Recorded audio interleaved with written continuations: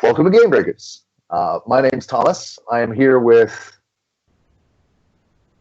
Diamond. and we are getting together today to keep playing A Bard's Tale. Allison is joining the party, so we have the quest itself has just reached sort of a mid-chapter point. So we're going to pause the action, pause the exploration, pause a lot of the in-character stuff, and sit down and do a little bit of setting orientation, some city building, a little bit of world building, and character building. That's the plan for the session today. We'll see what else happens here. So on Roll20, if you guys can take a look, you guys should be on the map of the Delta of Fume. Is that correct? Yeah. All right. Awesome. Also known as the Delta Confederacy. I'm going to expand the map for the folks at home. And I've also, if you look in your character journals, thanks Roll20, there's also the Visitor's Guide to the Delta Confederacy. You should be able to view that. Now it's broad strokes. A few things have, there's some things to fill in, some population percentage figures that after our chat tonight, I'll set into stone. But that should answer a lot of the really basic questions about the city, how it's governed, what districts there are, what you can find and where. It's got a few influential citizens. One thing I wanted to know from you guys is are there any sorts of things that you would like to encounter? And just also, as we're adding new players and bringing things into sort of a new chapter, I just want to and see about our settings, our themes, and see if what we want to do next. I like this game. I will also probably post this online for everybody, but it is a highly integrated metropolitan city. It's got a very broad population base. The area itself developed as multiple different independently governed city-states that all occupied this very rich, very commercially valuable area of the continent. And as they all grew, they all spread together, and they all started to have competing borders. And it was either mutually assured destruction or figure something out. There were two major civilizing factors that made this a confederacy city nation rather than like a single kingdom.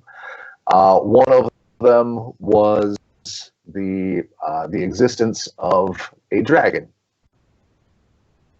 I will ping on the map where that dragon lives. But in the island, smack dab in the northern side of the river there dwells a mighty bronze dragon. And all of the city-states and nation-states in the area paid tribute to this bronze dragon. And the bronze dragon's rule was, unless you're willing to pay the other guy's tribute, you can't attack another one of my tributaries. You don't get to have your petty mortal squabbles take coin out of my coffer. That's adorable. Very diplomatic about it. He's a good dragon. That's bronze, metallic, but still, it's a dragon. The second civilizing factor were these docks, this safe harbor here that is massive, truly massive, miles deep. Like they're and perfectly situated to launch ships all across the world, well, across the known world, that is. Add to that the fact that the southern delta, the ocean end of a river that flows through the entire continent. It's a massive artery. Those two things together meant that everybody wanted to be here and stay here, and everybody just had a reason to work together rather than cross a dragon. So this was hundreds of years ago, and it has developed into a confederacy of individual city wards. Altogether, the metropolis holds almost 1 million souls, depending on how many goblins are in the sewers. If you take a look at your visitor's guide, you will see the city districts with the factions that govern them and what kind of governance method they use. And it's a smattering. They do not in any way really resemble each other. Each district has a seat on the council. The council makes decisions about intra-district conflict and anything that happens outside the walls, all foreign policy. Now, in the grander scheme of things, in the Republic that holds sway over better than half of this continent, this city was so valuable that when the negotiations for its entrance into the Republic were being made, a special consul seat was created just for this city. So there are 3 consuls of the Republic of the East, the Republic of the West, and the Republic of, or the Consul of the East, the Consul of the West, and the Consul of the Delta. The Delta Confederacy has its own top seat in the continental government. And that seat is appointed by the council. Who don't look like they can agree on anything. They agree on a lot of things on a case-by-case basis, but never with the same people twice. It's there's a lot of agreement and disagreement to go around, I guess is what I'm saying. And that specific interaction that you just mentioned gives this place its reputation for Byzantine politics and knives in the dark and factional fighting and infighting between factions. One whole district of the city is only recently recognized as its own district, and it is a city of free slaves ruled by a magically communicative mob. That's the voice? That would be the voice. Okay, I was going to ask, the rest of these sort of make some kind of sense, but, and an underwater one, really, that's... Yeah, the whole, I'll ping it on the map here. This section of the city is an underwater district. There are several different underwater species that do a lot of business here. So this is the way that the districts break down. Wow. Like a bunch of jelly or a bunch of gummy bears just kind of melted onto your dog thing. Kind of, yes. The prism shape on the right end is the Dwarven held lands, and you can't really see it on the map topography-wise, but on the eastern end, it very quickly goes up at a very steep angle up into a range of mountains, and the dwarves are settled up in there. So's my character, where my character's from. Okay, I'm like Striona would be super excited about the library district, and obviously we need to go to the Dwarvenburg, but there's a library, and there's an underwater city, and maybe I can go there, and there's a druid circle, and I should probably stop by and say hello, and like I can see her having like the opposite reaction that I personally have to cities. I want to see all the things versus find me a quiet place so I can hide. Yeah, why versus why am I here? Get me out of here. All right, so I'm going to go ahead and pull up the map again for the folks. If you guys can go ahead and take a look at the districts. So we've mentioned that Allison's character is going to be from here and from one of the districts. She's got that picked out, right? The Dwarven End. Yeah. Are there any other districts that you would like in the game to explore and spend time? Anything that sounds more interesting? Sounds like something you'd like as a player to play through. Anybody can pipe in. Dragon Island? The Dragon's Lair. Yeah. There's definitely, I agree. Do you want to What see is- the underwater elven spot? Yeah. I mean, it's all about getting to know cool stuff out there and learning new stories and underwater stories. And My tank probably can't. Well, he can probably swim well. My strength is 20. Yeah. Jesus, I don't have anything any He's stat too hat that high. He's 2. You know what? Way to the vet, because these pythons are sick. And the city utilizes a lot of fairly sophisticated methods of transportation,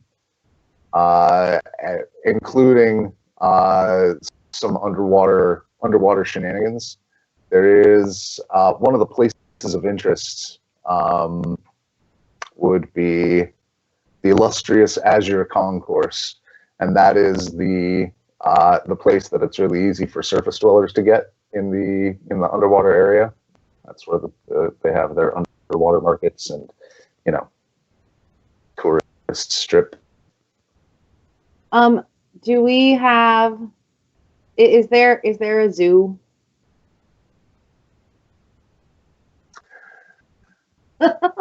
Will there now be a zoo? I can't think of a reason for there not to be. I'm trying to think of which district of the city would sponsor and or profit from the display of exotic animals. Now, there is the market district, which definitely has several menageries, but not for display. They are for sale. The market district is a chaos of commerce. It's an embarrassment of riches and wealth and decadence, and all things can be bought. I assume that we'll have to get there some point to actually get the stuff that I was supposed to get in the first place. Well, the way the city is set up, so I didn't give it a special color, but this ping here, not GM layer, thanks roll 20. This ping here is the market district. And if you take a look at how the docks are set up, there is no real way into the city if you've come by sea, except to go through the market, and then through the Septahedron district, which is the administrative district, wherein you get your papers. All of the papers, they're very important. Papers, please get the papers, the right papers. You have to pass through paper check gates in between every district of the city. You're going. It's like traveling through Europe. You're traveling through a different nation each way through.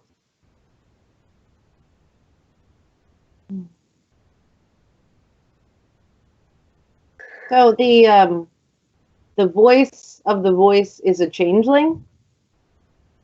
Yes. Everything looks interesting. It would make sense to like character would make sense to library, to druid circle, and to dwarven chunk of prism. But other than that, like everything, what is the charcoal keep? Is that like That is, and I'm probably going to rename that. I threw out the name before I had really decided on what was living there. So now that it's a creature that breathes lightning, maybe I will name its lair differently. But that is the Dragon's Island. Okay, then yeah, that, like Allison said, yes. Stan, what of those districts do you think Stan the Paladin would have spent the most time in? So I would say he's originally from the mining district. I'm not seeing that here, but he probably. I imagine he gets hired a lot to be in the market district. All right. And maybe maybe the docks. He's a big strong guy, and he follows the Dwarven god. So country living, by the way, is on the left side of the map. That green swath is an agricultural goal. Miles and miles and miles of farmers that banded together, and you will notice that it is also the largest city section. The population density, though, is very, very, very low. So they are both the largest in landmass and the least populous. They are backed by the Druid Grove, which is not technically a part of the city, but the city desperately needs their support for agriculture in order to feed 1 million residents on its own. So they have a lot of sway. But do they grow most of their own food, or do they import a lot? Almost exclusively self-sufficient. I mean, they import, some amount of bulk grains. They also they have a fishing fleet that also helps feed the area. All of the districts that have seaside access have fishermen that go out and fish. So I'll let you guys look over that for a little while we talk a little about our new incoming character. We've given little hints. Yeah, but do you want me to describe him? Sure. Yeah, so Stan is a human. He's sort of thick-built, big shoulders. He's not very tall. He's not short though. He's like 5'8". He's just he's very strong. He's grew up in sort of Dwarven culture and in the mining district. So knows a lot about mining. Knows a lot about paladining. And he's fighting with a hammer and shield. He hits things with hammers. That's it. That's usually his go-to. If something needs doing, it's probably he needs to hit it with a hammer. So how did your human come to be touched by the god of the dwarves? And have you always secretly wanted to be dwarven? You were raised in Dwarven Berg, and so you're steeped in Dwarven culture. I don't know. Just throwing. Mostly the latter. Grew up steeped in that, and I was really into blacksmithing. Being interested in or touched by Moradin. It also helps that Moradin is lawful good, because he's a pretty law-abiding good guy. I mean, not that lawful good always means you're a good, nice person, but he's pretty nice. But generally he's nice. benevolent. He wants to hit things with a hammer. Mm-hmm. But only mean things. Yeah, only the evil things get hit with hammers. No, I don't find this to be a problem. things, Of course he would have hit with a hammer. the things attacking small, squishy companions get hit with hammers. So 7th level, you're mostly a meat shield. One of the things I wanted to figure out a little bit in this is what sort of hooks you have in the city, what sort of adventures have you had from 0 to 7th level that can make a reputation for you, and how from that I'm going to weave you two together into a plot line. Okay. So starting with hooks of what he has done, aside, like I said, like working as a paladin in the market and docks districts, but even before then, the mining region is sort of has one of the exterior borders, and I'm sure it needs defending from wildlife and things. And so that's where I would see him kind of cutting his teeth in his youth. Okay. And for one of those things you pick. Oh, defining event. The one I picked. I let him enlist to fight off an invading army, and that was kind of where I saw that having happened. Okay. That makes sense. Wherever there's a border, there's someone who wants to push it. That's my theory. Yeah, almost inevitably. To the west, there are the sorts of monsters and tribes you find raiding in the mountains.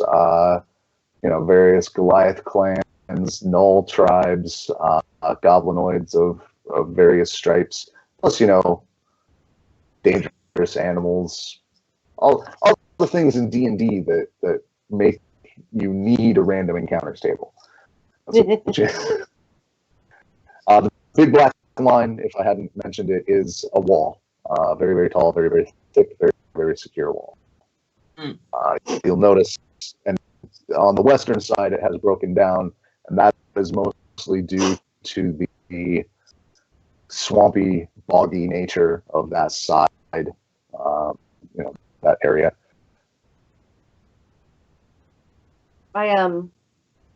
Since I don't know, I'm having like internal conflict about whether or not my character is like, oh, so I got a bunch of gnomes to feel indebted to me. I wonder if I can get a dragon to feel indebted to me.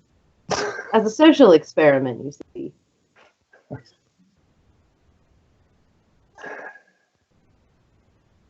A certain sort of person might think that way.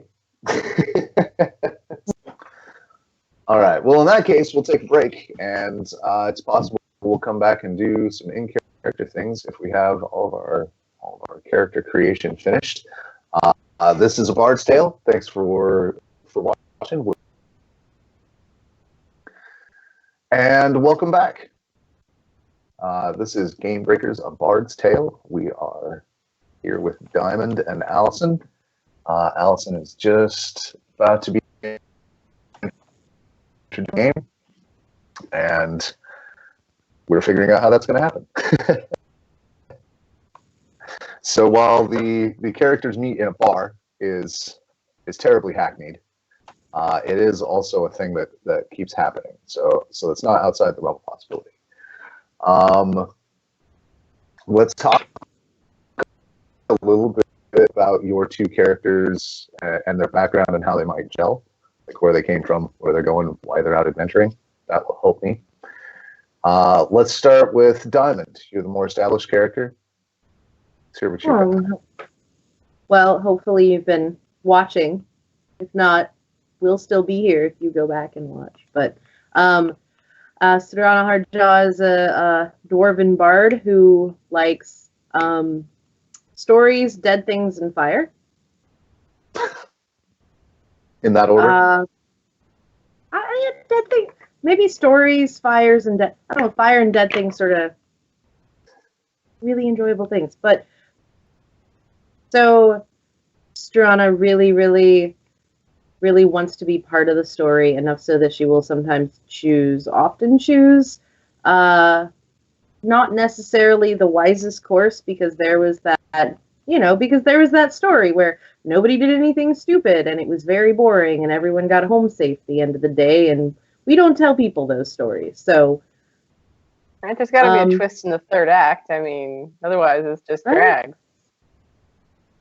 She's also not necessarily the brightest, but she makes up for it in like cheerfulness and enthusiasm and just like, nope, I'm gonna do the thing. And that, I think, her charisma comes less from looks and more from, I'm really happy to be here. I also misspelled astral projection as astral brojection, and I really want someone to draw me a thing. It's two bros. Bro!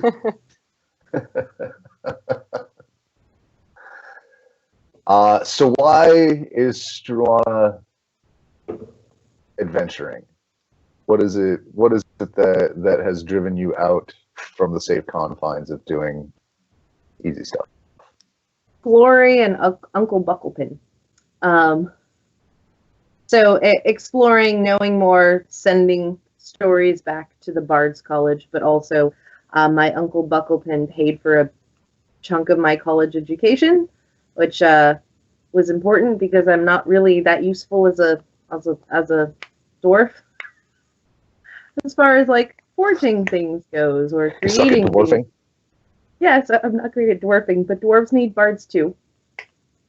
So there's a very pragmatic aspect to dwarven culture that's like, well, you do this, do it well. So do it well.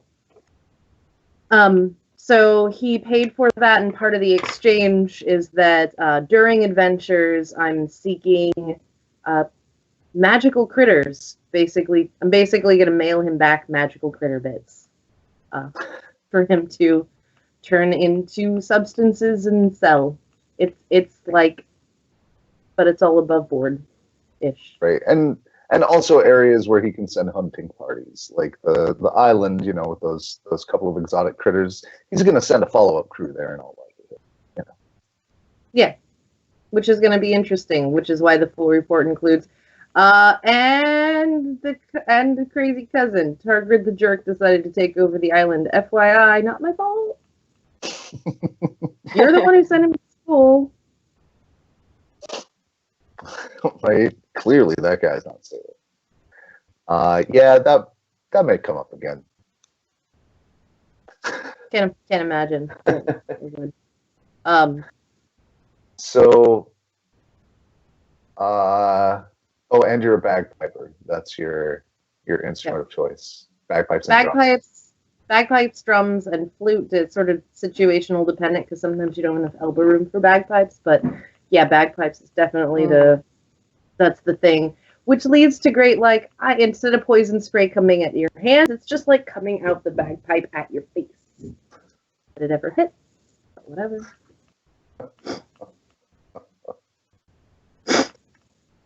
Yeah, it's like that.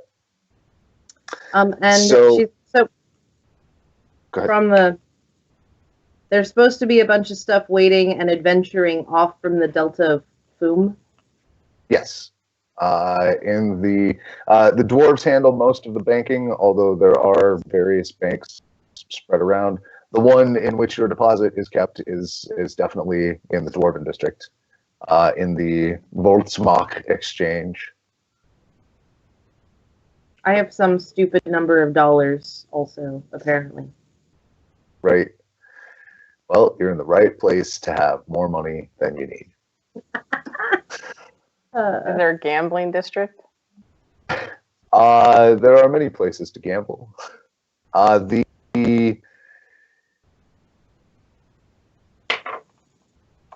Bacchanal, what did I call it? Bacchanal Junction. That is the place for nonstop entertainment.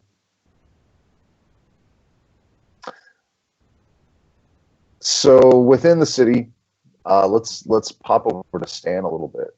How did Stan come to be? Where does he come? We know his calling and his profession. How he does things, and that he lifts very heavy stuff. Right. So, Stan grew up in the mining district of the Delta Confederation, and he's human, and was raised by his human parents. But in that setting, they were involved in Dwarven politics. He became a blacksmith, and was a miner, and was also in as he developed more strength, he became, because he's got a strength of 20. He's freaking massive on that level. So, you know, as he developed his strength, he started fighting, and he helped with you know, fend off invading armies, and I imagine he spends a lot of time in the market on the docks, because that's where all the money is. So that's where people need paladins. But in terms of motivation to do things outside of the city or other new things, you know, I figure when you have a strength of 20, you just sort of get tired of doing all the same things over because there's not a lot of challenges. So I think he's interested in adventuring to test his strength. And also, you know, there's an amount of simplicity to fighting monsters and getting treasure. That stuff that hanging out in the docks and in the administrative island doesn't really provide for someone with. He's not dumb, but he's not smart, and that's all right by him. Right. He doesn't overthink things. Liking Doesn't yourself suffer from analysis paralysis. Analysis. Can I hit it with my hammer? Yes. It's a pretty simple flowchart. Would Moradin be angry if I hit it with my hammer? No, I hit it with my hand. Some of your adventuring, I mean, the more simplicity of just being a paladin is also the, you know, you are called to where you need to be. Paladins are often sort of possessed of an innate confidence that they're always exactly where they're supposed to be. Well, clearly, this is the will of God X. He also has a drinking problem. When you say Cultural. problem, do you mean a problem for him or a problem for other people? Well, he's a human that grew up around dwarves, and so he tries to drink like a dwarf without the. I mean, he has a pretty high constitution, but there's something about being a dwarf and imbibing that just works differently, I think. Right. Also, a lot of the religious rituals and ceremonies involve very strong liquor. And celebrations, you know, once you come back after killing off an invading army, there's a lot of booze around. Yeah, it's easy to get pickled. I could definitely see us getting along. Yeah. Yeah, it doesn't sound like you're a sit for hours in thoughtful contemplation about an action type of situation. Like, let's do the thing. Yeah. Oh, good. Enablers. We are in probably some trouble if I'm the brains of the operation, but okay.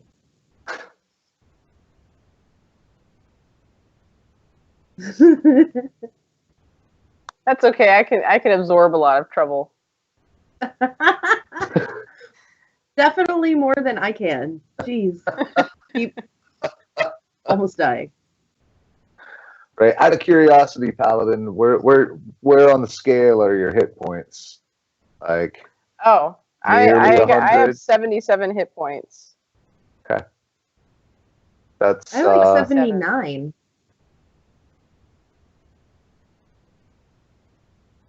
But it's a lot easier to hit me. That's true. Are all your Constitution calculations in? I don't know. I'm using this character sheet that you gave me for in Excel. Thanks, Forged Anvil. Well, we'll double check that because it sounds like it might be low. So we'll figure out what's going on there. Because I know you got fighter levels and things. Yeah. Oh no, I'm sorry. 70. My hit points are 70. I don't know where that 9 came from. Wait, how many points? Sorry. 70? 70. That's- Okay. It's not so big a discrepancy. That makes a little more sense. Right, having the bard with more hit points than the tank would be a little.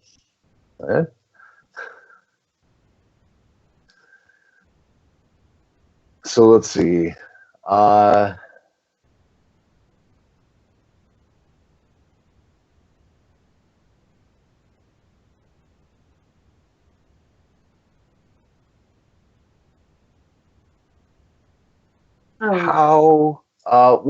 What sort of relationship do you have with the church, Stan?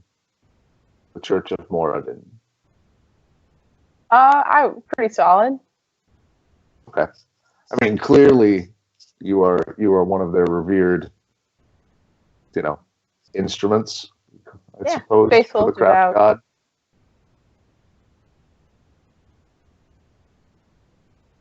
Okay. That tells me so, because various churches also have influence within the city. Yeah. Getting a handle on the direction this all might go. So, for your player's perspective, what kind of things would you like to see? Not even necessarily specific points in the city, but what sort of themes would you like to explore? Previously, it had been an exploration type game. So I landed you on a deserted island.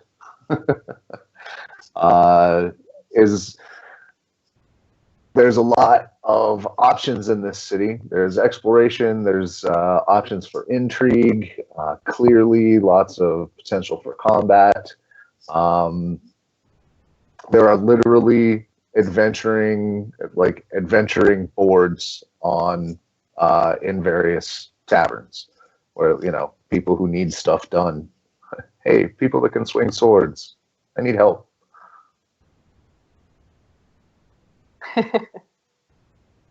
Come kill all the rats in my basement.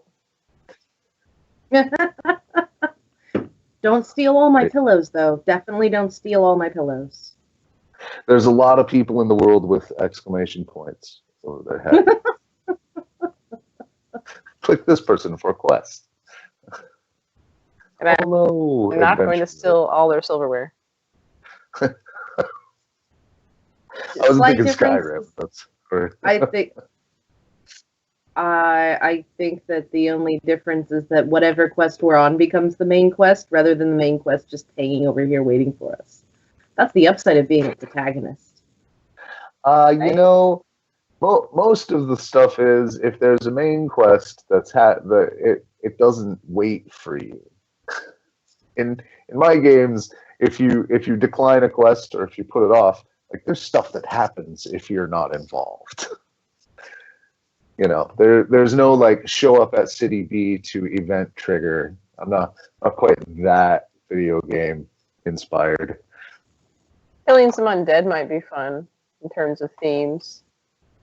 I like dead things. Well, I have good news for you.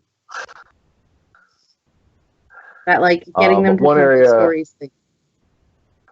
One area I hadn't pointed out so much and isn't in the visitor's guide yet is that pale patch up to the north. Mm-hmm. Yeah. And that is a blighted area. Things have stopped growing up there. There's more frequent skirmishes with various negative energy monsters and undead. Nobody knows what's going on. And that's been happening for a few years now, and it's part of what led to the ability for the voice to develop. Because of that, traffic in this gate dried up. the commercial traffic, and that affected greatly the makeup of city politics. I think we're sort of to the point where we just talk a little about character synergies and how you guys might work together before we get into it, and then I think we have time to do a little actual RP. Yay! Depending on the wakefulness of all participants, I'll make that caveat. Well, I did take an exceptionally long nap this time.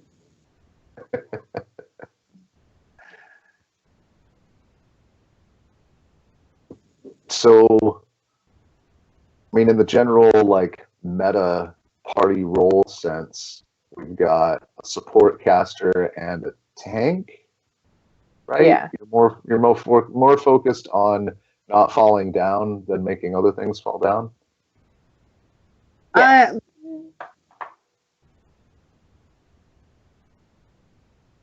I'm gonna probably show you my cool scars. Yeah. I think I ended up with a little bit of both. She has an awful lot of offensive spells based on being the only character, but that might change next level as we need more support. Like, you know. But you can hit them with a hammer, and I will throw fire at their face. That's completely reasonable. Yeah. I also like getting fewer scars. Right? That's helpful. I also have a feat called Shield Master because I carry a shield, and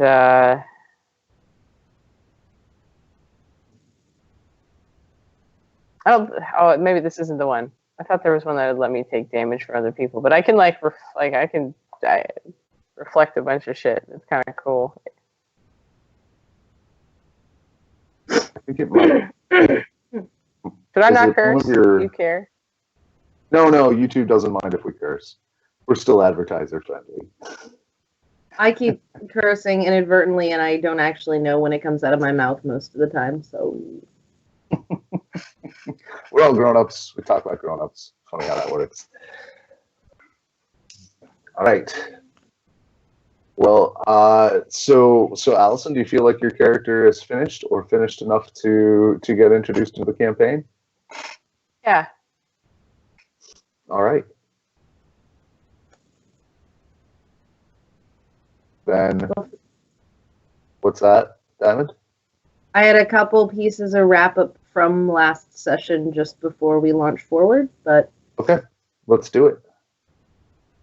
Unless it has to get done in-game.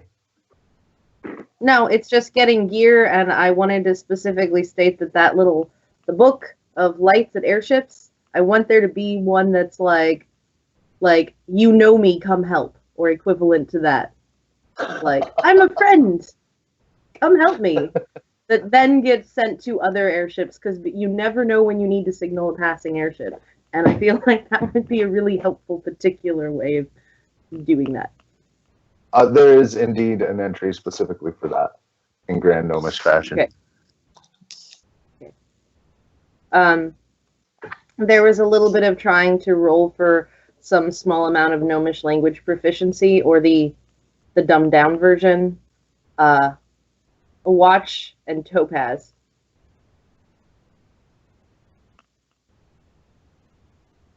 Are you still there? Uh-oh. Uh-oh, you froze.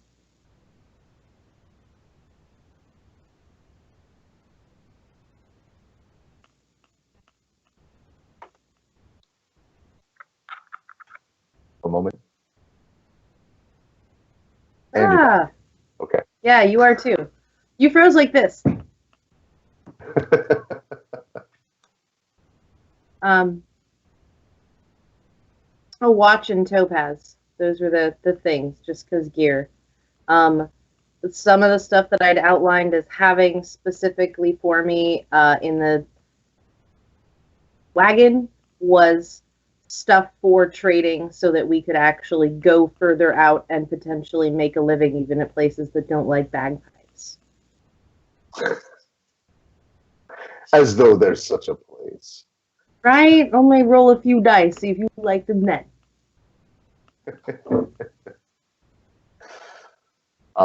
Yeah, that's no problem. Okay. Would you like the topaz payout in stones or in a check? I think that actually having a couple of stones might be really beneficial, but I'd prefer the rest of it like sit in the bank and let me buy cool shit in the market. Okay. Like magic items with rabbits on them.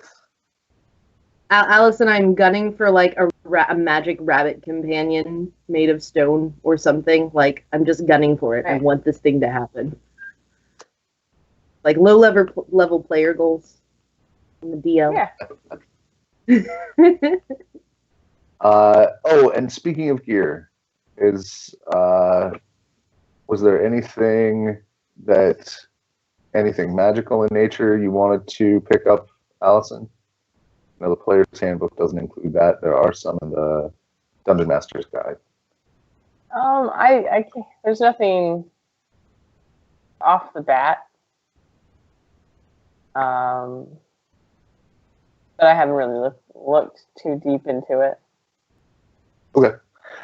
You have access to, I would say, no more than +3's worth of magic items. I'll check that with the book as it goes. All right, so we're back after a break from some technical difficulties, but I think it's all fixed now. So one thing I wanted to talk about in the session 0 portion of this session before we move into in-character stuff is a piece of the setting that could be a problem. Could be controversial, and since nothing is set in stone and having fun is the point. Before we start, I want to bring up that I had intended to put into this city an element of slavery, not racial slavery, but economic slavery. There's strict rules and it's dealt with. Given that each city ward is independently governed, the rules are different place to place. But I wanted to check and see like if that's going to make anybody uncomfortable. To you in the audience, throw it in the comment section. If you would stop watching this, if there was some element of that. What do you guys think?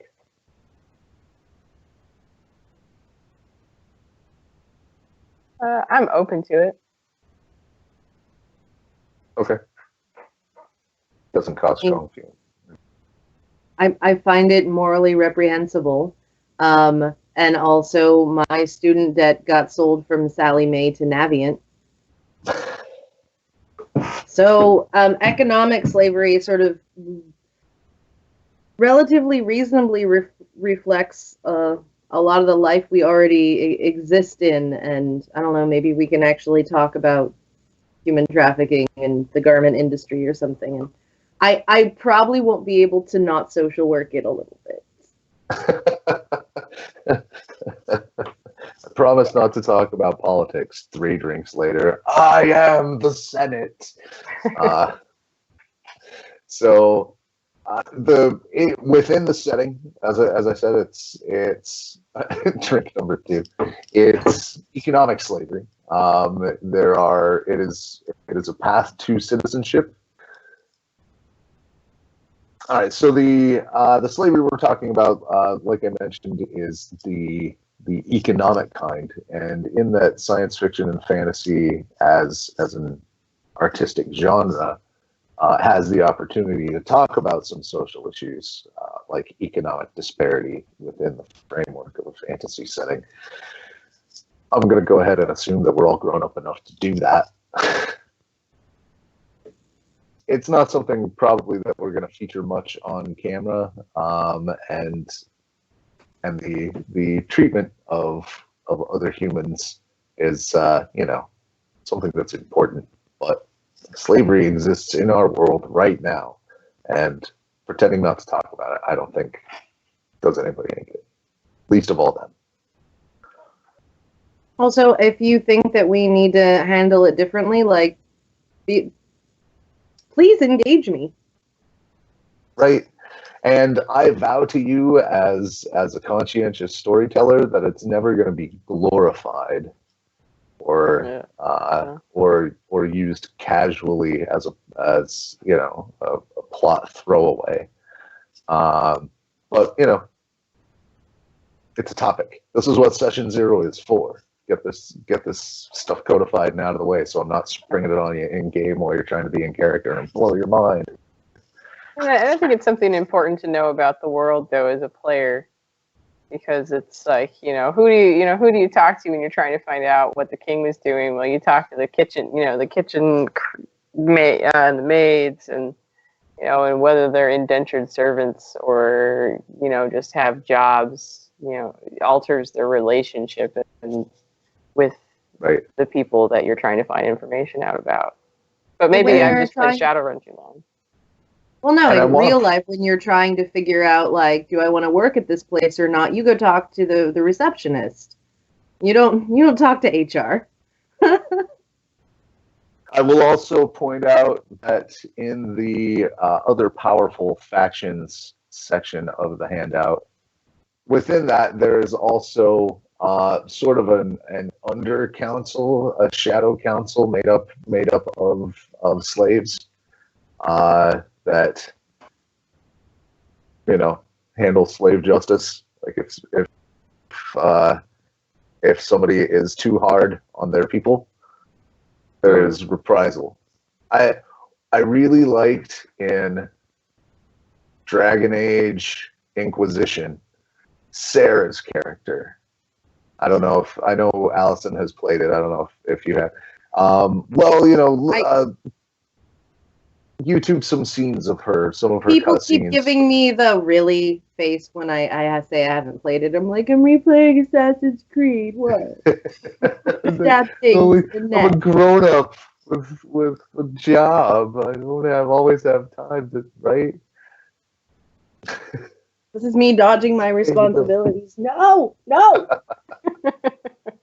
Well, in Dragon Age Origins, there's a character named Sarah that is fascinating, a little wild, but she is kind of the embodiment of the servant class.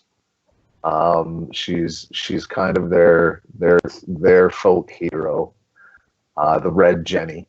Oh God! Spoiler alert! Sorry.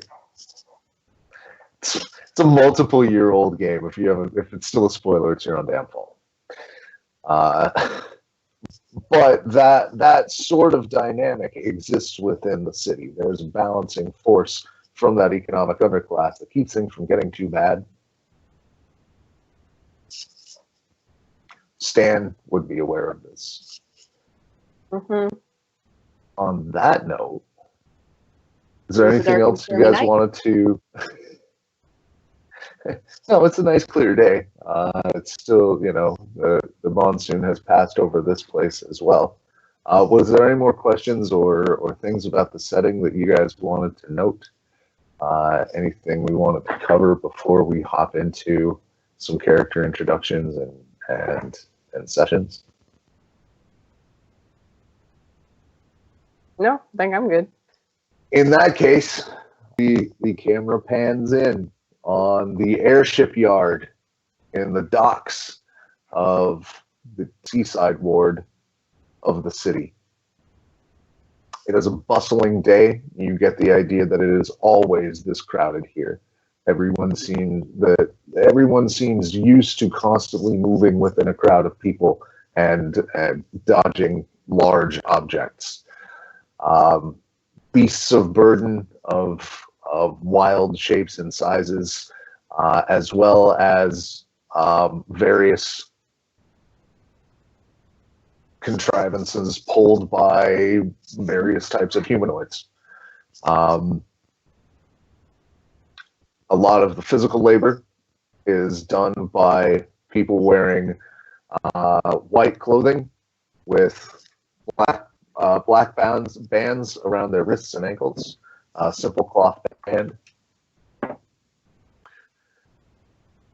And on the airship, Bannon approaches you and hands you your payout, a bag of jewels.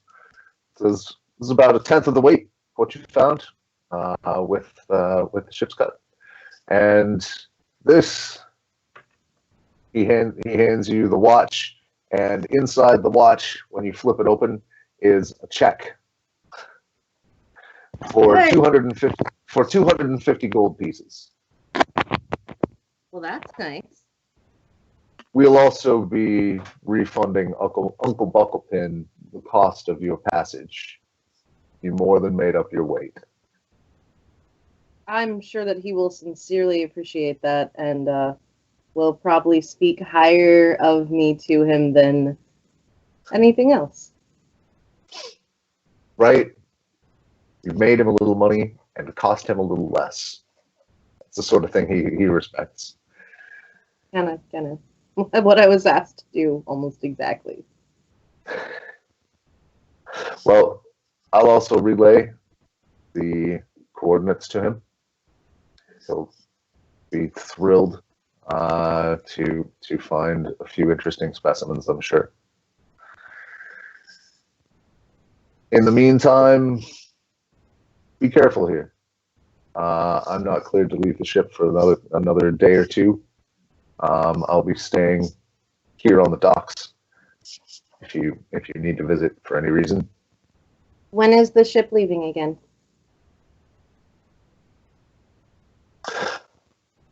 Well, we were slated to leave in a day and a half. We'll see what the repairs have to say about that.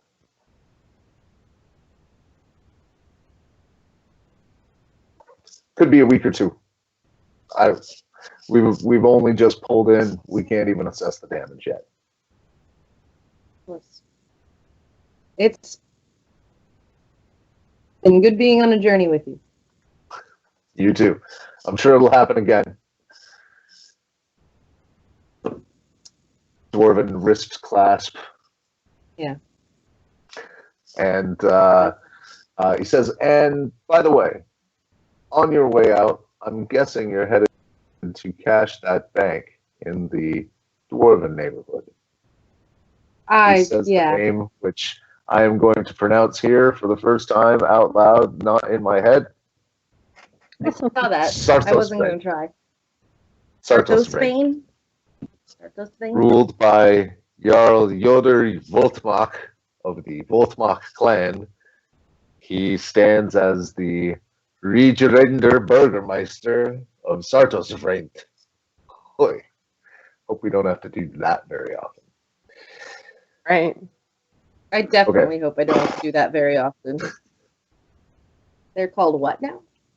Well, you shouldn't have been a dwarf. Right, so what? Shenanigans? I assume you're headed there to cash your checks, maybe pick up a safety deposit box for some of those gems. I wasn't sure exactly where to head, but that essentially, yes, it was going to be find dwarves. I'll tell you what. That would extend to my plans. He gives you he writes a quick thing, a quick letter of introduction, and gives it to you. There's a banker in the Voltmach exchange that has serviced our family well for a good many years. He's reliable and true, and he'll recognize my name. It should get you an account there. That should help sincerely. Thank you. No, sincerely, thank you. I would be out hiring gnomes right now if it weren't for you. We lost no men on that flight, and there's no reason we should have gotten out with no casualties. On your way to the Volksmark exchange, he pulls out a box inlaid in teak.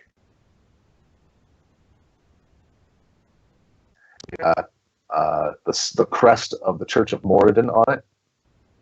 Would you mind doing me one last favor? Since you're headed that way anyway, the church is sending an envoy to pick this up. Figure it'd be, at the very least, somebody you might want to get an in with. And at the same time, it's very precious. We want to make sure it gets delivered. I'm happy to, but does it come with a good story? I don't know the story of it. I bet the church will spin you a yarn. Okay. He hands you over the box. Says the envoy should be waiting for you at the quartermaster's office. Okay. Thanks again. And by the power of plot contrivance, we all know who the church has sent to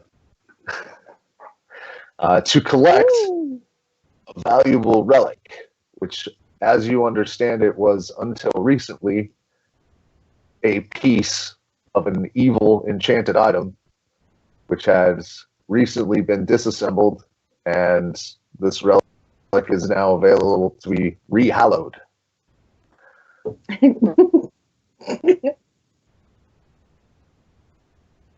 Sorry, rehallowed. It's just a funny anyway. The disenchantment took place at the academy across the seas, where the wizards have their island. And the airship is meeting you today. Actually, they were meeting you yesterday, but they didn't show up. But the church footed your bill for the inn, rather than make you go all the way home with 20 or so miles. 4 bridges, 3 different city-states. On the map, it's just a walk down the beach. And through the hustle and bustle of the quartermaster's office, or on the way to the quartermaster's office, I am going to roll a dice. By that, I mean a virtual dice. Thanks, Roll20.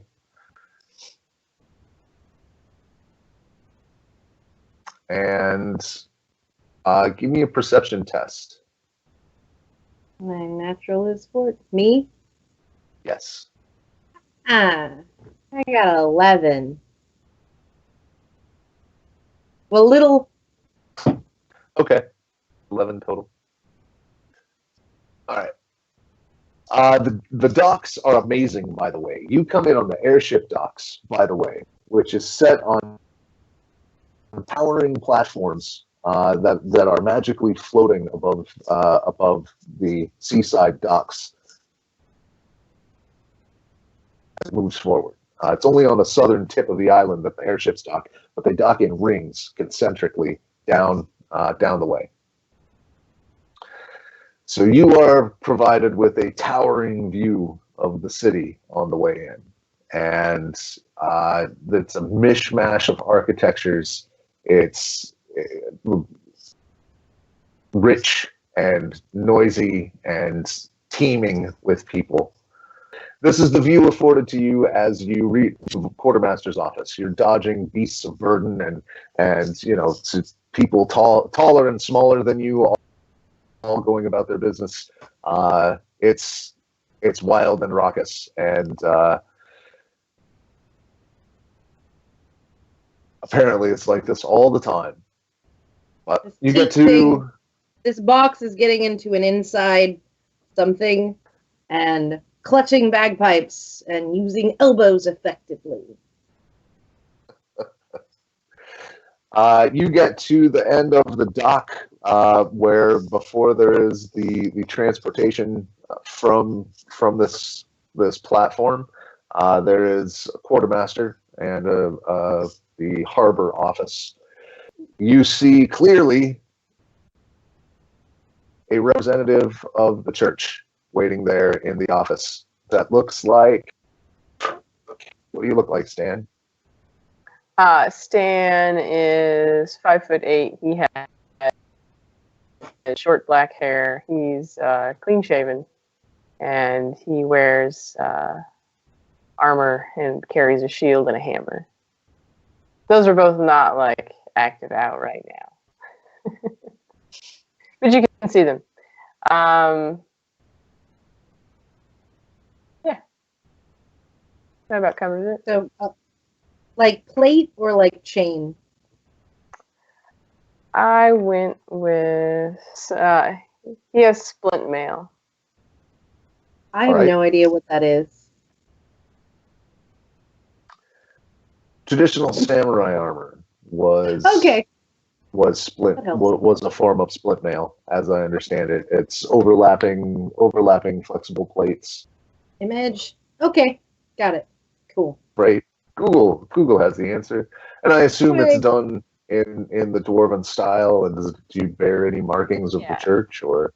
Yeah, and then the markings of Moradin, and yeah, and he's very broad, thick, muscly guy. He's 5'8", but he's got a strength. Like he's very strong. He's big. In that Right. way. He's also 5'8", lying on his side.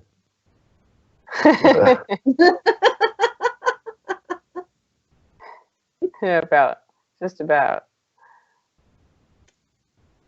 Well, walk boldly up to him and be like, "You look awfully religious. Are you waiting for something?"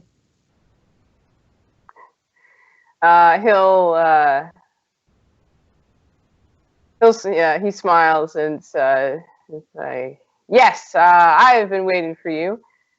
That I hope you arrived without incident." Well, we arrived. Yeah, So it's is a it busy this? city. Yes, and he'll accept it. He'll pick it up. Is it heavy? No. The box is it's a like dense wooden box, but it's about 1 foot by 1 foot, and it doesn't seem to have Okay. like much in the way of Can I weight open to it? Would I get in trouble if I opened it? What's in there? You weren't told not to. The quartermaster raises a finger. Is like, "You may, if I may, this is an insured transaction. I'd like I'm empowered as a notary." He's looks like a bored half orc. If you could both sign here, make your mark there and there. And he stamps it. And he stamps the stamp.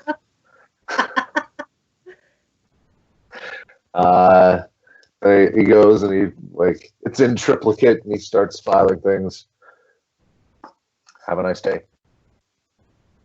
Closes the window. So what's in there? He gave it back to me, right? You said? Yeah. He was noting the transaction and getting out of there. Yeah. And I will open it. I will if I will not get in trouble for looking at it. I will totally look at it. What is it? It is a carved bone. A carved bone? Yup. So what is it? It's a carved bone, but I'm not. I couldn't tell you much else. Well, that's Must be quite important.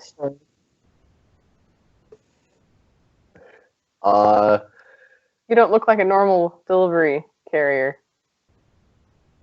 Deliveries aren't usually my strong suit, no. Hi, I'm Strana. What's your name? I'm Stan. Nice to meet you. And he'll do like the friendly handshake and pat on the back, but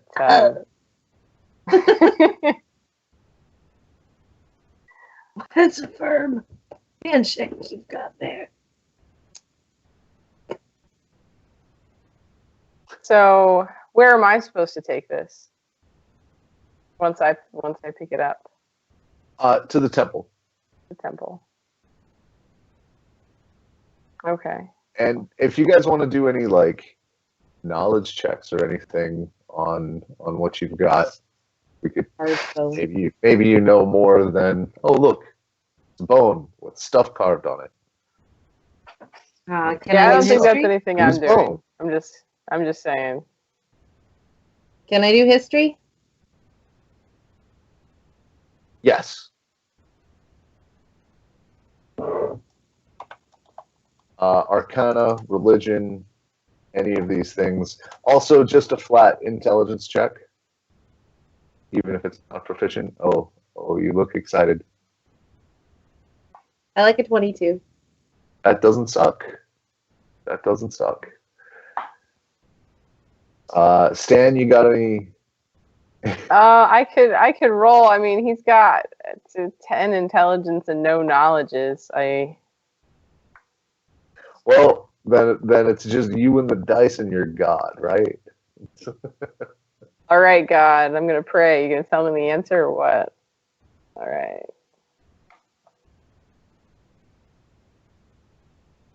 Did I do that right? I may not have.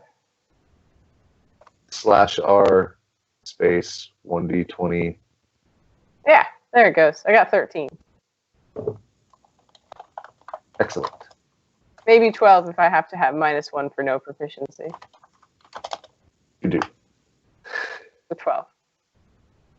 All right. So from you, and was that what, a religion? What were you trying? I don't have religion, but yeah, it could be. Okay. That would be the thing he would go to first.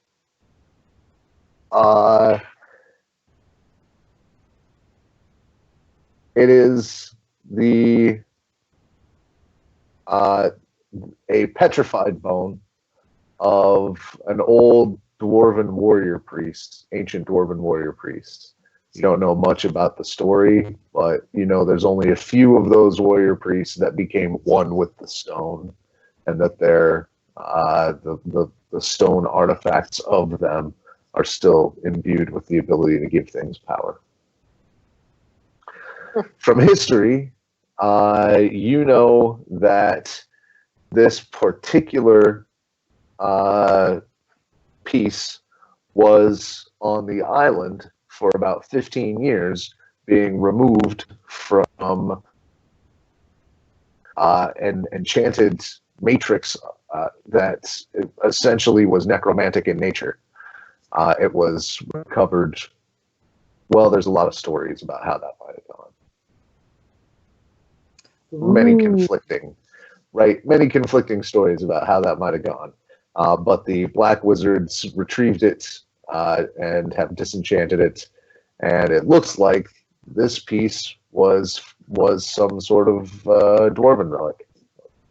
Wow, that looks dwarven, but it's like it's associated with black magic, and that's just fantastic. Do you see this little swirl here? Mm-hmm. Blah blah blah blah necromancy. Pretend I did that cleverly. Meta role playing. Right. So the brief, like this is where this is what I know about this, and this little symbol means this thing, and this little symbol means this thing, but it's probably been de-magicked, and I guess black robes do something useful occasionally besides wreck airships. Mm-hmm. Yeah, it does seem to have some history behind it. Did you say that there was, Thomas, for the religion roll, that there was related to warriors? Warrior priests, yeah. Warrior priests. That achieved a level of enlightenment and sainthood. That they joined with the stone, joined with the essence of stone. Is this like a thigh bone or like a finger bone or what? You're jack of all trades. You got medicine. Yeah. I just want it's size-wise. It's like dwarf approximately. leg size. You know, it looks like a thigh bone. Okay. Looking for pictures. So there may be some sort of soul imbued in these of enlightened warrior priests. I think I said that right. How does that? How do warrior priests differ from paladins? Wait, do I know you're a paladin? I don't know if I know you're a paladin. Probably. I mean, is it obvious? It's not, I don't think it's racist if you assume that. So you're good. So how do warrior priests differ from paladins? And is it like a precursor to paladin?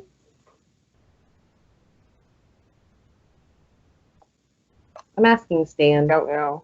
Okay. I don't think Stan knows either. It's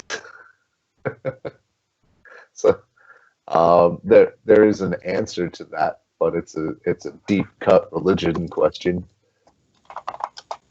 Yeah, no, I just I'm engaging socially.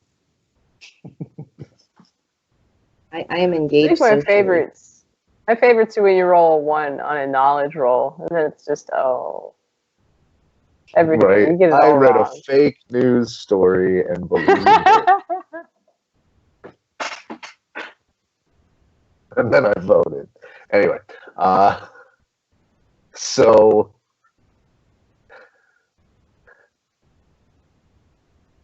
what do you guys do? You engage socially. He doesn't really have the answers to your questions. How long are you in town? I don't have an answer to that question currently. I need to get to a bank in Sartos, France. Did I get close enough, Thomas? Yes. Okay. Sartos, right. Sartos, France. Is that Dwarven. A bank there, and deposit some and try to pick up a caravan and figure out where I'm going next. I don't know exactly how long that'll take, but is that in the direction that I'm going, Thomas? Yes, that is your city ward. That's where you live, the Sartos Brent. Okay. So he will, in a friendly way, you know, put his arm around, just like, well, I will take you there. That is good. That is where I'm going as well. At least that area. So let's do it. that works. He's a friendly guy. Fantastically busy here. It's very nice to have a guide. I'm also happy that he's friendly. I'm just gonna go with, I assume that oh, you're just kind of cheerful, and I like that. Okay. Right. I feel like it's another. He has really high charisma, as all paladins do, but that high charisma takes many forms. So two extroverts meet and have a goal. Excellent. Briefly, if you'll take a look at your map, you are here, where I am currently pinging, the south end of the dock seaside district. Sartos Rent is here.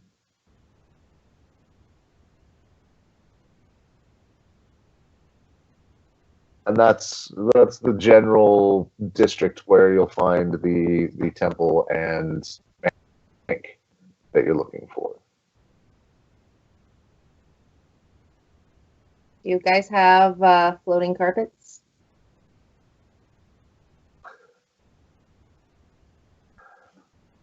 No. We do have good, plenty of transportation, though, as I understand it. Like inner city transport? Mm-hmm. What is the name of the island the magic college is on? Angel Wing Isle. Angel Wing. Yes. Is that like where the I went Power to- Rangers went to high school? Oh, that was Angel Grove. So I went to Angel Wing College, and the island there has so many magical means of transportation. Like, it seems like that would be a pretty easy venture for magic users here. Do you know if there are, like, bard colleges near this area? Archaeologists? Anything? Enclaves? I'm not really sure what a plural noun is for a group of bards, but a cacophony of bards? Yes, there A troop. are bards. Yeah, certainly. Most of the entertaining goes on in the islands, but every district needs a good story now and again. I agree with that statement wholeheartedly. There are, incidentally, as you pass through customs, as it were, which is pretty brief on this side. There is an array of hireable contrivances, from carriages and wagons to beasts of burden, riding animals, some of which are possessed of flight. So how do you normally get there?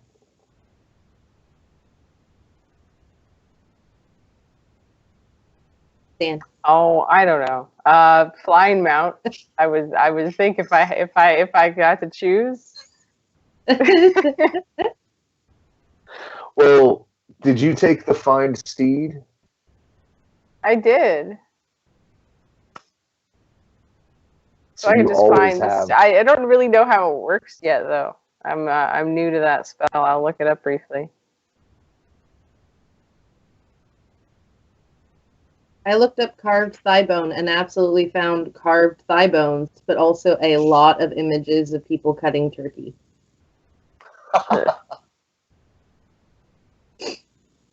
Not really disappointed. Seasonal bias. I didn't do it, Google did it.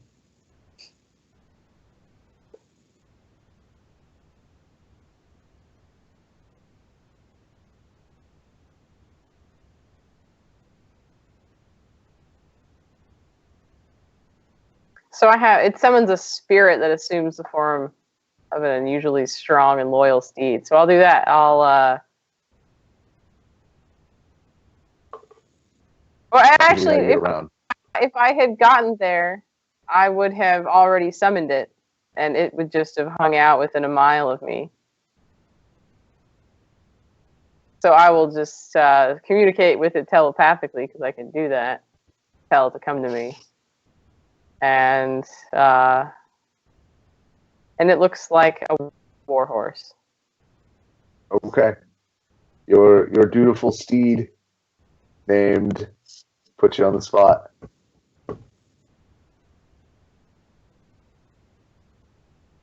Champion. Atreyu? I don't know. It's the first thing I could think of. That's hilarious.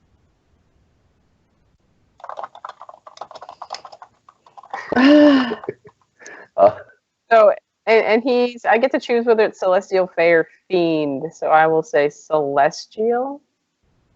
That's definitely better than naming it Artax, because that would just be sad. That's just, with a swamp right over there, you just ask him. It's like naming your ship the Titanic. Just don't frickin' do it. I'll make you find a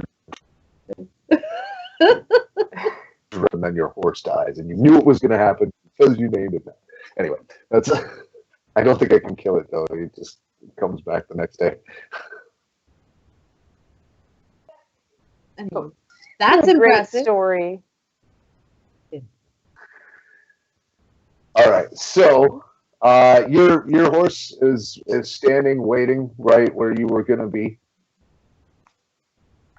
Ooh. I believe I'll, it picks up a language, doesn't it? It has an intelligence of 5 or less. If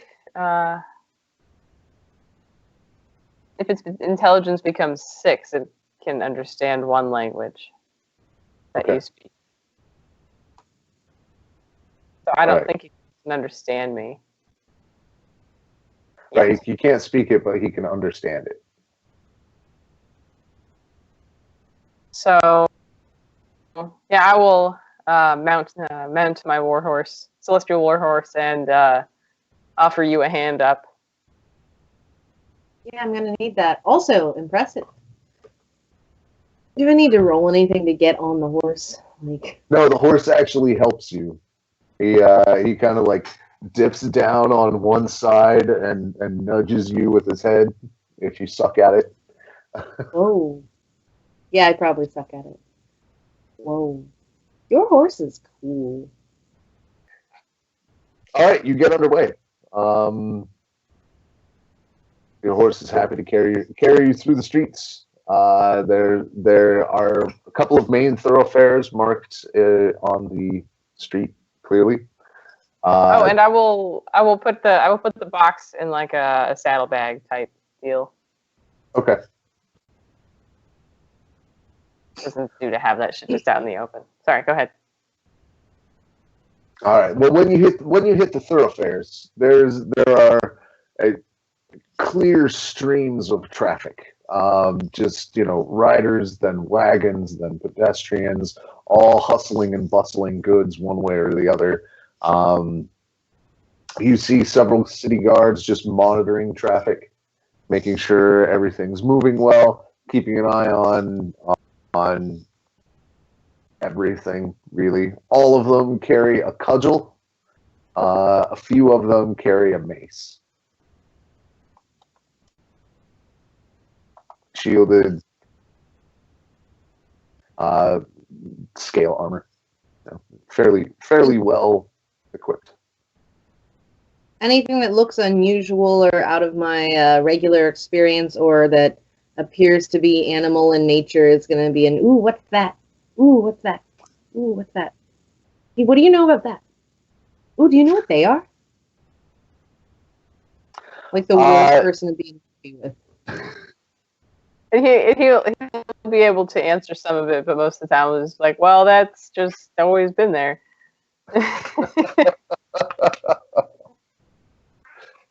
An easy way to get me to not ask you questions is to ask me questions. Right? No, he'll definitely ask you for a story when you tell him you're a bard. Hey. Gosh, do you want a recent adventure story or something more historical or maybe something religious in nature? Oh, what's your cup of tea? How about something recent? Try something new out on me. Okay. Let's try story of justice and revenge involving black wizards and students. I'm gonna have to have a couple since I spent a bunch of time at college, and right now I'm feeling particularly pissed off at black wizards. So, well, your black wizard friend, and you were certainly involved in some bullying retribution, I imagine. yeah. But I think partially making the story sound like it happened to somebody else, and I just heard it. It's some of the thing. Yeah. Yeah, just someone else that I just heard it. But the cleverness of students and how terrible it is to fail classes and make people miserable and books that chew on people's feet. Maybe like the equivalent of sleep paralysis, only you're awake and you're supposed to be taking a test. Like every anxiety-inducing dream you've ever had made real. Because fuck you, guy, in particular. You jerk. Yeah, damn. Justice well, in your story. During your story, he laughs at all the funny parts. loudly, and yeah, enjoys it. Good audience. You spin a good yarn, Bard. Or it comes with the title. I expect you hit things pretty well. Aha! He pats the hammer. Yes, yes.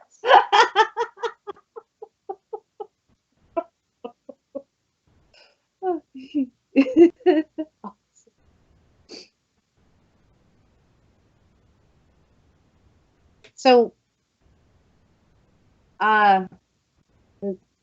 question about your history that you've already sort of covered outside of character. Just like so. What do you do here? How did you get here? Why are you wearing dwarven armor? Because you are human. Not that I mind, but it is a question. Oh, Which is fine, I by grew the up way. in. Oh, this is my city. I grew up here. I suppose it does look dwarven in this armor. I spent a lot of time amongst the dwarves in the mining district here. Seen my fair share of mines. Got to dig deep here. Hard to get resources, but dig deep we do. And then I got pretty strong, so I started to hit things. And they like it when you hit things that they don't like, so did that. And then was spoken to by Mord and given some additional connection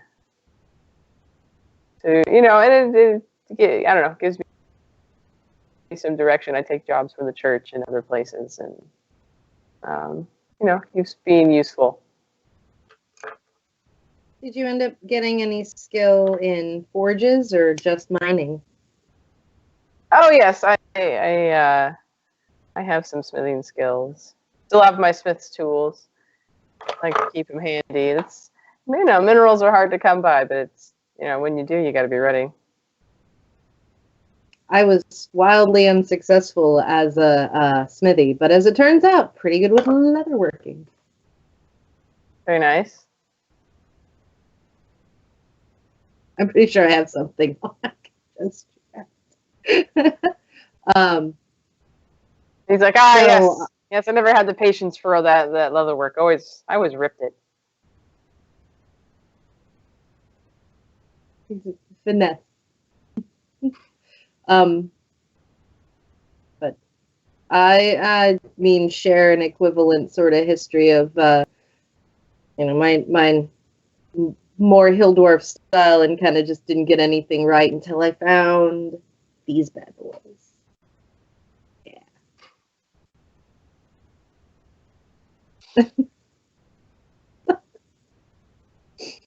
As it turns out, sometimes you just do something right eventually. Both of you give me a perception test.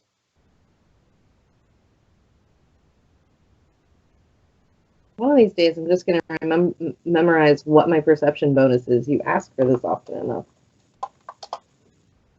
Yeah. Hey, look, I rolled my base level. It's at 14.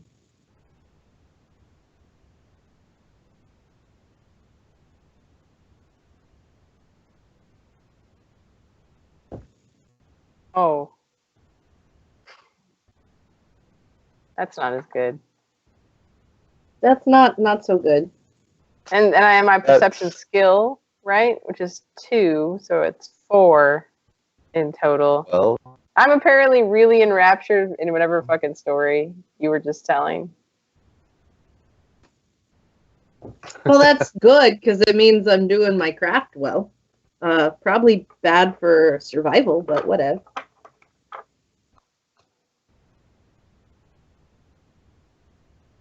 so you guys get to the first bridge. There's always a traffic slowdown here. It is the staging ground for many restaurants and food vendors because people get stuck for an hour or so at a time. Am I hungry? I might be hungry. So you guys, you folks both notice running away from you a hooded figure into the crowd. Running away from us? Yes. I'll And- check the bag where I had the Yeah. box. Yes, that. Empty. It's empty. Damn it.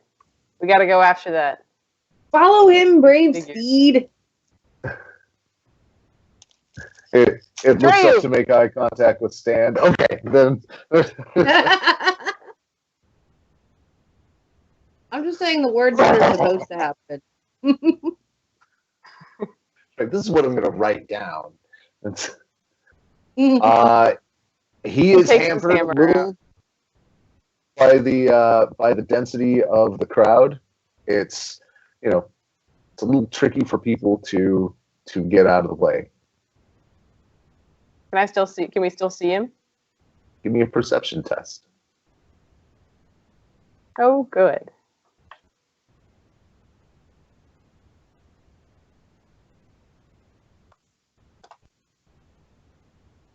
I feel Not lucky. natural, Yeah. but 20. I'm just gonna be lucky. I like being lucky. Yeah.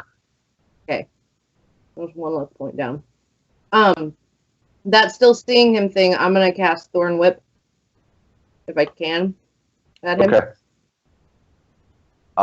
You Which will can. drag You him both, you back. both see him trying to duck through the crowd. He's crouching a little, but you can see a little ripple as he's passing through. This is Thorn Whip, which will also drag him back towards us. All right. And does he get a save? Is that an attack? It's a melee spell. Well, it's a it's an attack Spellcasting spell. attack?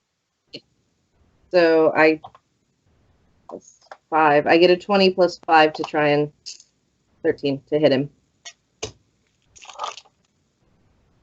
That hits his AC. Okay. So it does. Wait, how much damage? It does some amount of damage. I don't know. It hasn't hit yet in this game. Oh wait, no, it hit. It might have hit one thing one time. That is 2d6 damage that it'll also do to him, and 2d6, but thorns. Ow! Feels like 2d6 damage, but from star thistles.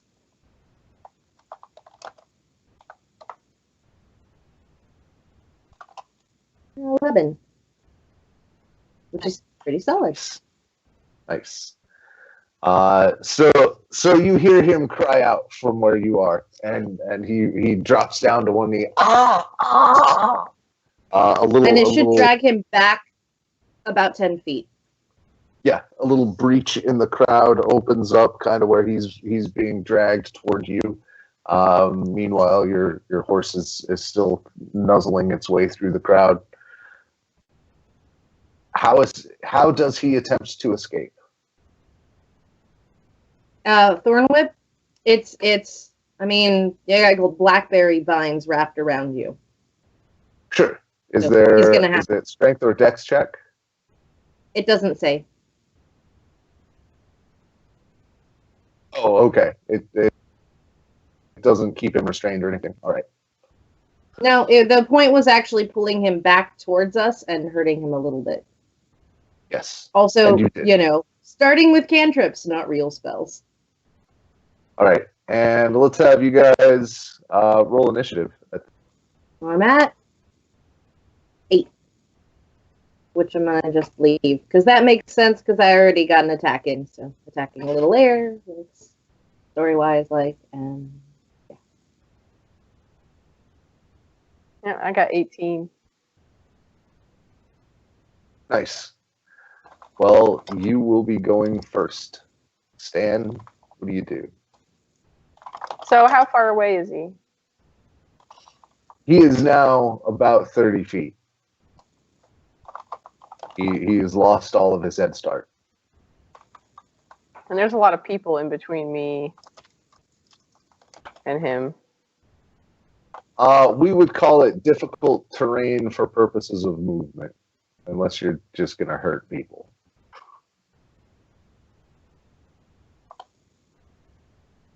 Yeah, not so much. I would accept a persuasion command to clear people out. If you'd like to do something like that. Unnatural 20. Describe your action. Yeah, so he'll dismount. But actually, no.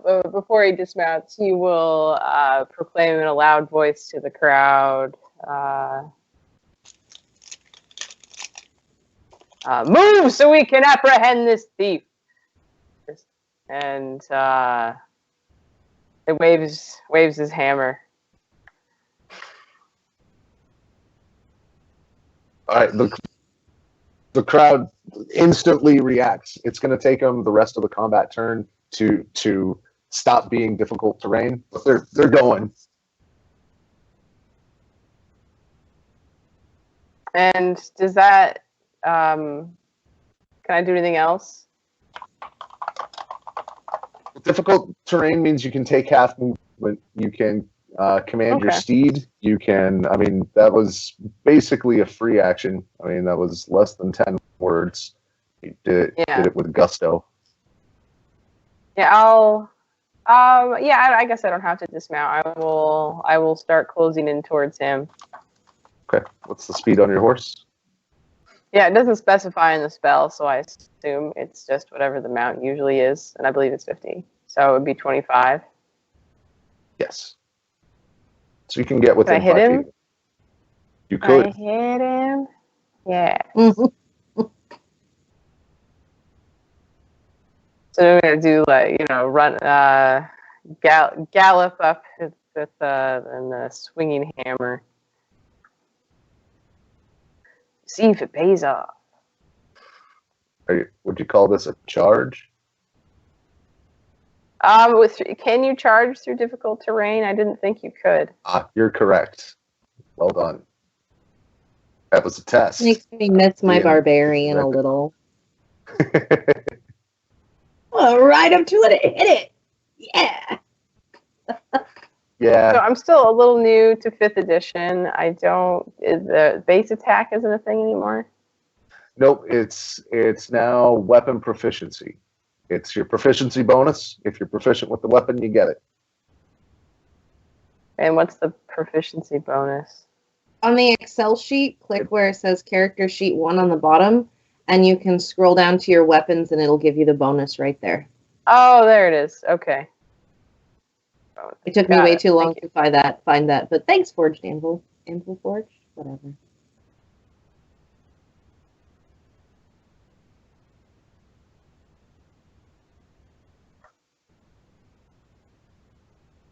$16 to hit. That hits his AC. Roll your damage.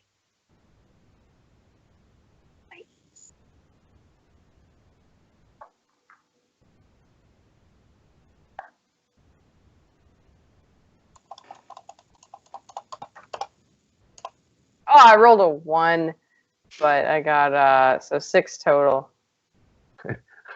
Massive strength saves the day.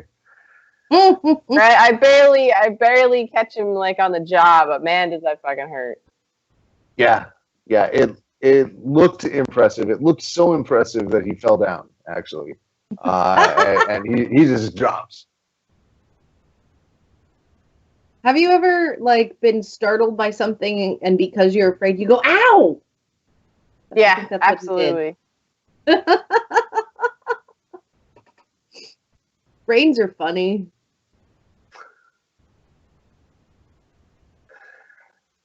He falls down. He stops moving. The crowd clears out, and you hear a guard whistle, like British Bobby style. Does he still have? Does he have like a bag or something? He's holding the nicked off lower half of your saddlebag. Damn it! He ruined the bag too. That bastard. He's got a bandolier of knives and a few leather pouches.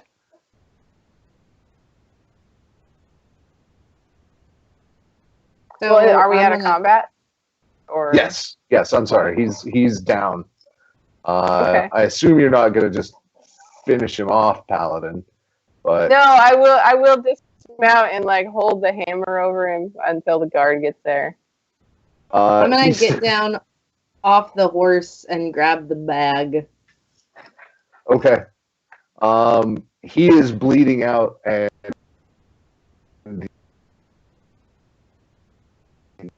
near to gasping his last. I have a spell for that. Hold on. All right. He seems to like make it and like he did manage to succeed a death save. What is Finally. his?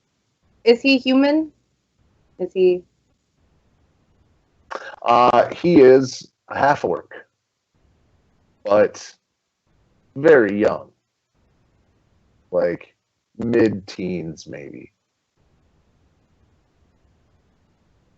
Pretty skinny. While she's healing him, because I have no interest in doing that, I'm gonna berate him thoroughly on the poor choices he's clearly made. Okay. Make him feel ashamed of himself. Yeah, he'll use cure wounds. Let me look that spell up. Get the numbers on it. You can also dole out 1 or 2 points of lay on hands. Oh, really? But he is stabilized. He's now just barely clinging to consciousness and Okay. life, and 1 hit point. Lay on hands. Yeah, how do I need to roll for that? I'm not seeing it on my No. sheet. No, Okay. it's a paladin feature. I believe it's just touch and activate, and it's go. While he's definitely in a squishy stage, I want to roll a performance to, convince him to feel ashamed and give me information about what the hell did you think you were doing. That's more persuasion. I'll give him 10 of my hit points. Okay. I mean, he's alive. He's All right. Well. unless you're going to heal him all the way back up. Oh, yeah. I suppose it doesn't matter. He's bleeding out. I don't want to kill a kid in the street just for stealing my shit. But he's stabilized. He's no That didn't go well. longer death save. The city guard coming over. No, it didn't. There's a guard. What's all this then? What's happened here? Oh, This What's person happened has here, Sir attempted to steal this.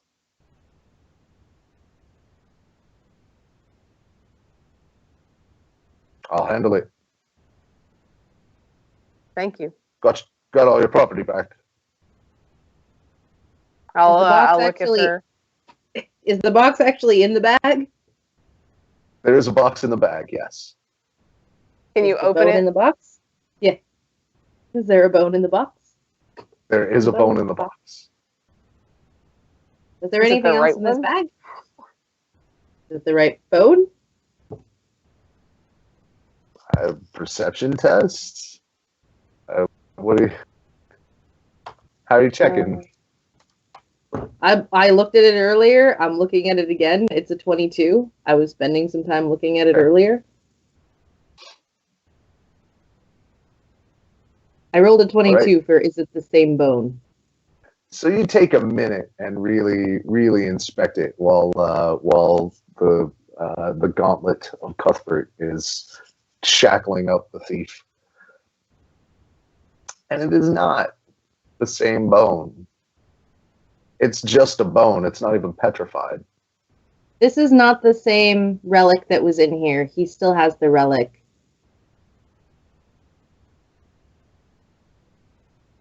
He spits out blood. Can't prove it.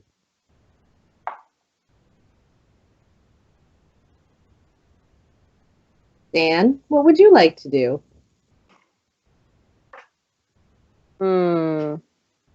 Because I can try to prove it.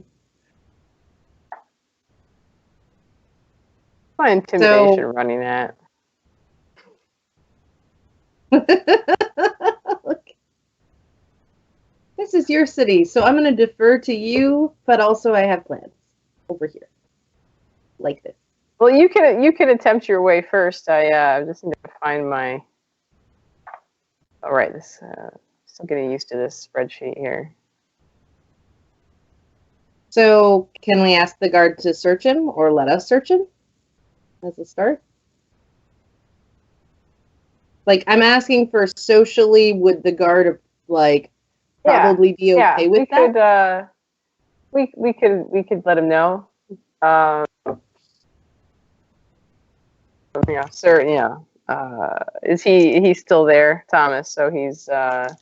Yeah. He's got him cuffed hands behind him. Got him by the back of his cloak. Well, we'll get his attention. I'm on the elbow and say we're still missing one item. It's been swapped. To fake us out, it seems. Well, he didn't seem to be hiding anything that size on him. I will give him a thorough searching. Thorough, you hear me? Gives him a shake.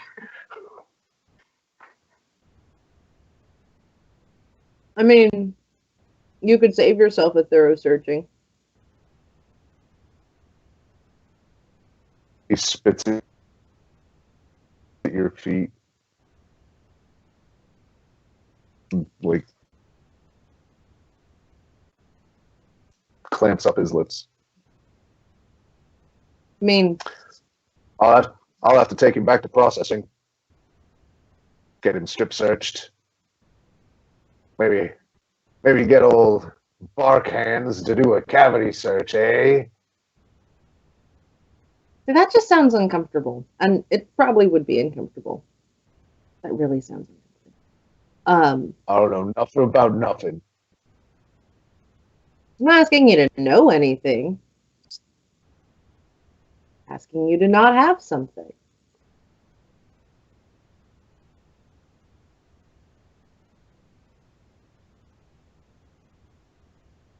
I'll give my hand that the only thing I really got is intimidation. Let me try that persuasion rule one more time. How's a 19? All right. Nice. I like good cop, bad cop. Like persuasion and intimidation. Let's do this. Right. Roll yours too. This was a Disney song, or Disney movie, we'd be singing right now. Yeah. Right. I got 22 to intimidate. And I got 19 for persuasion, so high five, Stan, right up here. Yeah. Yeah. What's it in?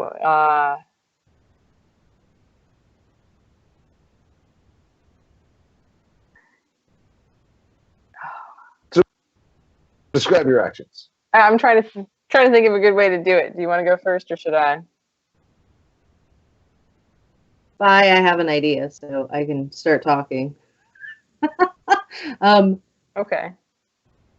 So that it's the they're the how law sort of works, and they're going to go easier on you, and they won't need to strip search you if the reason that you were caught is no longer something that you have. And I'm not gonna mention how it's gonna make our lives easier.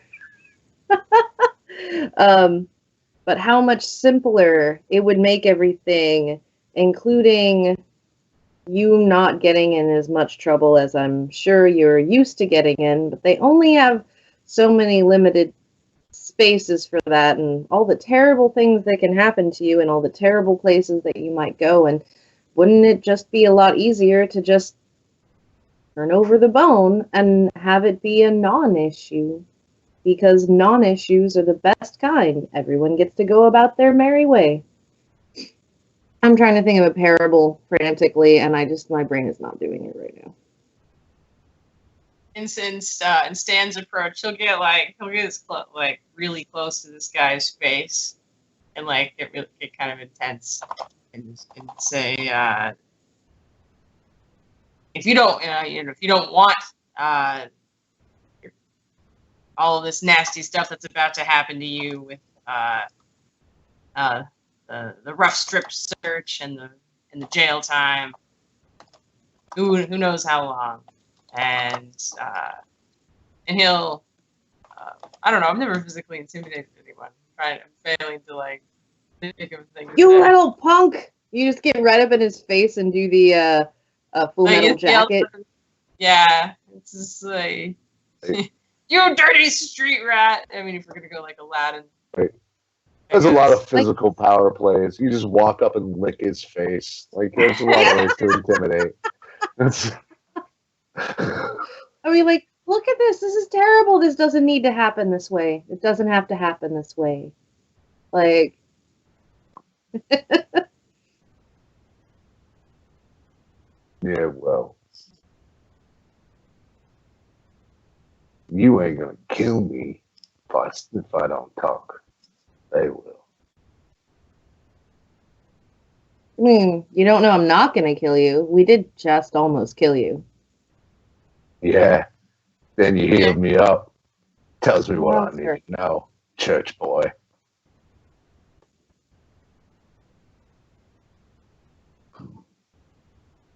Hi, I'm non-religious. I don't mind stabbing you. Sorry.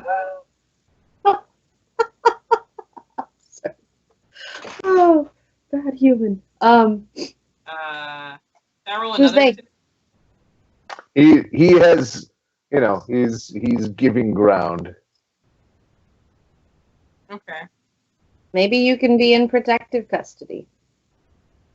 Who's they? I mean, witness protection programs. They're probably a thing. It's a dark district. He looks at Stan. This one's right off the boat, ain't she? No. Take me in, copper. I'm done here.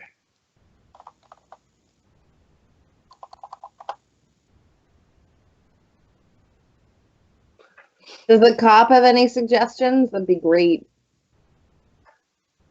Clearly, this one's with the guild. What guild? Every town has some sort of group. Doc's rife with them. We run into it all the time. We'll give them a thorough search.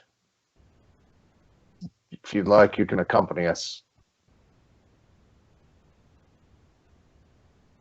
Dan, I'm not doing anything better, are you? No? Let's do it.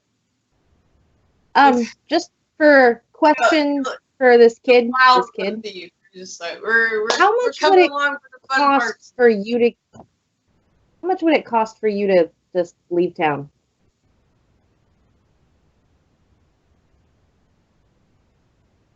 Get to go.